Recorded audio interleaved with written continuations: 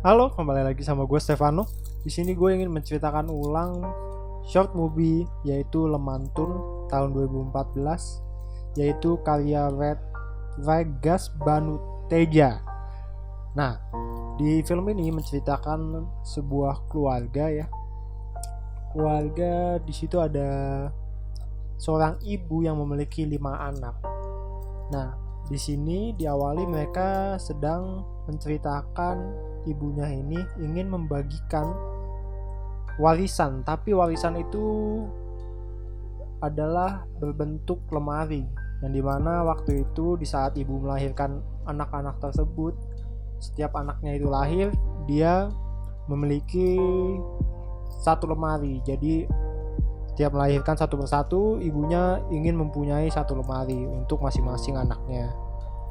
Nah, di situ ibunya melakukan undian, yaitu ya secara acak untuk mendapatkan lemari-lemari tersebut. Nah, singkat cerita, setelah udahnya mereka anaknya ini mengambil undian tersebut, mereka pun akhirnya membagi-bagikan, mengambil sendiri lemari tersebut. Nah, lemari tersebut ada anaknya yang pertama yaitu Insinyur Dwi Wibowo. Dia itu punya lemari panjang gitu, besar, bagus itu, dia bentuknya bagus kok, kayu. Lalu juga ada Dr. Tuti Wahyuni, itu yang kelima, itu juga dapat lemari, ada kaca gitu, bagus juga, kondisinya bagus, ada kacanya itu. Lalu juga ada Edi Wijayanto, dia ini sarjana komunikasi, ilmu komputer, gue lupa. Nah, itu juga mendapatkan lemari, itu juga bagus juga, memiliki tekstur-tekstur yang lumayan lama ya, tapi unik gitu, jadi klasik lemarinya. Lalu juga ada anaknya ini yang paling tua, itu dia sarjana Eko Purwanto. Dia punya lemari, itu lemarinya nggak terlalu bagus ya, tapi kondisinya itu masih oke. Cuma memiliki ada banyak-banyak stiker masa lalunya, jadi ada stiker-stiker band-band lama gitu, Guns N' Roses, The Purple, Kiss. Nah, lalu ada anaknya ini yang terakhir, yang bukan terakhir ya, ini kayaknya ketiga, anaknya ketiga, itu namanya Tri. Nah, dia ini mendapatkan lemari yang dibilang oke, tapi kondisinya itu udah parah. Udah, masalahnya ini tuh disimpannya tuh kayak di tempat gudang gitu ya, di tempat ini udah rapuh juga, udah ada yang bolong. Nah, tapi selanjut ceritanya, ibu ini membuat anaknya untuk mengambil lemari ini, untuk secepatnya diambil hari itu juga, kalau tidak akan didenda 100.000 setiap harinya. Lalu akhirnya, singkat cerita,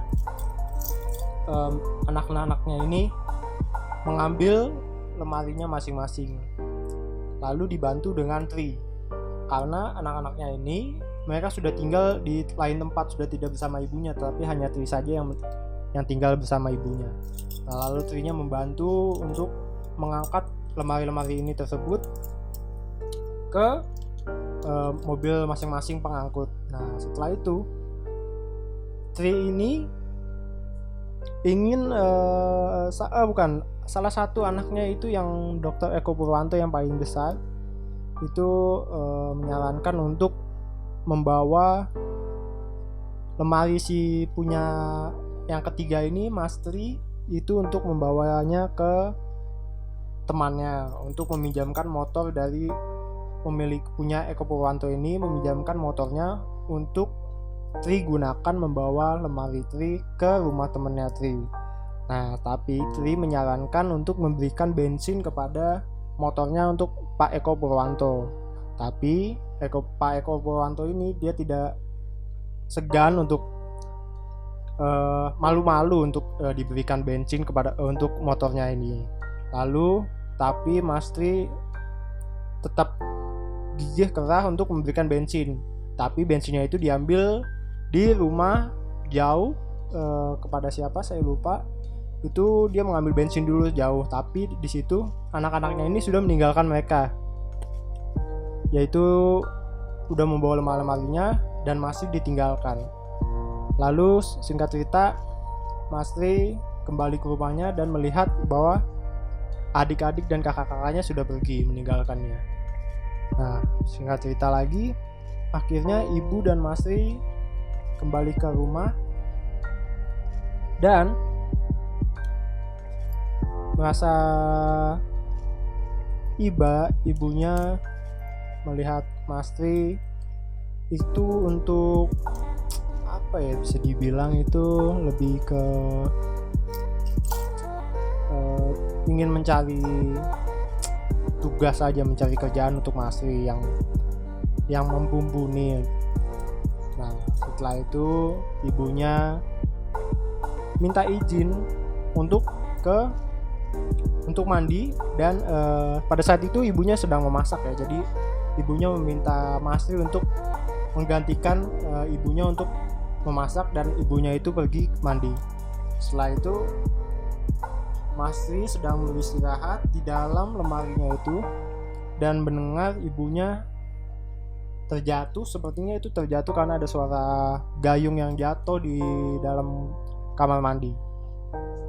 Tiba-tiba singkat cerita waktu berlalu, ada bagian adegan di mana masing-masing lemari ini ditunjukkan oleh kameramen, oleh produser filmnya, yaitu salah satunya yang pertama itu ditunjukkan lemari Insinyur Dwi Wibowo. Itu terlihat di situ ada mobil lemari yang ditaruh di sebuah office ya, kayak ruang kantor pribadi gitu, ditata rapi. Nah, tapi di sebelumnya itu pada di adegan Bapak Insinyur Dwi Wibowo mengambil lemarinya, di situ ada mengatakan bahwa ia ingin mengirim foto lemari itu lewat WhatsApp, yang dimana ada kemungkinan bahwa Insinyur Dwi Wibowo ini menjual lemarinya tersebut, tapi masih tidak diketahui. Itu menurut teori gue sendiri. Lalu juga ada video lemarinya Dr. Tuti Wahyuni yang ada kacanya itu, yang bagus. Di situ terlihat lemarinya itu dipajang di sebuah garasi atau apa, yang dimana di situ terlihat di dalam kacanya itu ada berisi kertas-kertas, tumpukan kertas, lalu juga ada kayak pewangi atau apa gitu. Jadi di tempat yang ya cukup kumuh lah, kayak seperti garasi atau gudang. Lalu juga ada lemarinya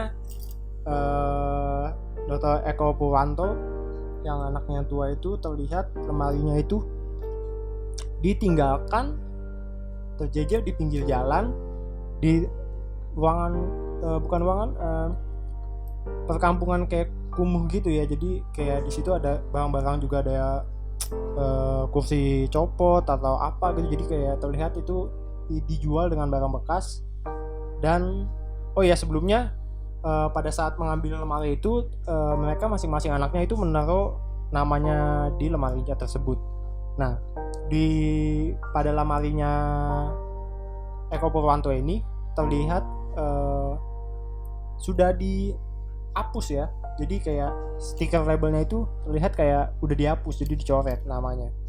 Sedangkan yang sebelumnya itu yang kayak Dr. Tuti Wahyuni dan Dwi Wibowo itu masih ada tertempel di situ. Lalu keempat,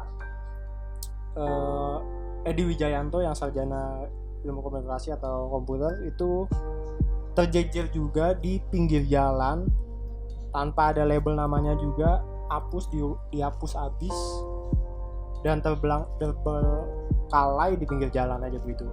Lalu terakhir yaitu Masri yang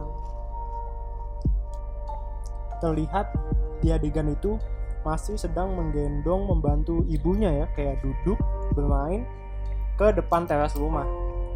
Dan lalu dengan zoom out melihat bahwa lemari yang didapatkan oleh Masri itu digunakan untuk menjual bensin, menaruh bensin literan gitu ya, bensin yang di ininya untuk bagian-bagian yang tidak terdapat di sebuah perkampungan. Jadi dia menjual eceran. Nah, di situ terlihat bahwa kalau menurut gua pesan yang disampaikan ini gimana, bahwa bahwa sebuah warisan itu bukan mengenai harga atau harta ya, itu bagaimana lu bisa menghabiskan waktu lu atau menghargai seorang ibu yang memberikan kasih sayangnya kepada lu ya, kepada anak-anaknya, yang dimana harta itu nggak ternilai, kayak nggak ada nilainya. Kayak lu mau warisan apa gitu, kayak warisan kita kan pasti tanah lah atau rumah lah apalah, tapi sedangkan si Mas D ini menggunakan warisannya yaitu lemari yang walaupun sudah kumuh dia jadikan tatakan untuk bensin-bensin ecerannya tersebut. Dan di situ terlihat Mas D bahagia membantu ibunya. Ya menurut gue begitu aja sih mengenai pesan dari film ini, yaitu selalu menghargai dan jangan melupakan orang tua lu, yaitu ibu lu atau bapak lu, untuk selalu menghargai, jangan melupakan jerih payah dari ibu lu, orang tua lu. Jadi gitu aja. Terima kasih dari gua Stefano. See you next time.